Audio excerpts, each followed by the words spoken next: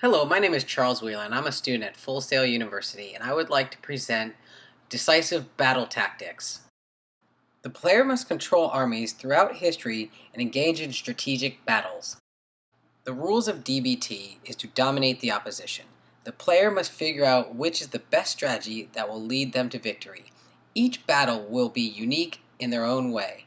The player will make decisions like whether to rush into the battle, which will result in heavy casualties and a poor level score, or they can figure out the enemy's weakness and take advantage of them.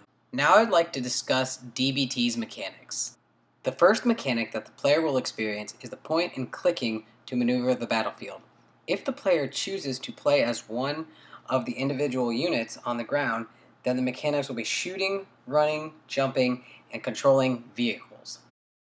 The hook of DBT is that it will give the player the feel of what it's like to control every facet of each army, from a three-quarter to top-down view, or if they would like one of the soldiers, they can switch to a unit on the ground. The theme of Decisive Battle Tactics is a realistic military strategy game that gives the player total control of every unit on the battlefield. Decisive Battle Tactics is a cross between Kessin 2, Tom Clancy's End War, and Battle Stations Midway. The first real difference is that the player could play through the entire game as the general commanding entire units, or they can choose to play as a unit on the front lines. DBT will create a new way to play the top-down military strategy game. The game will be two games in one.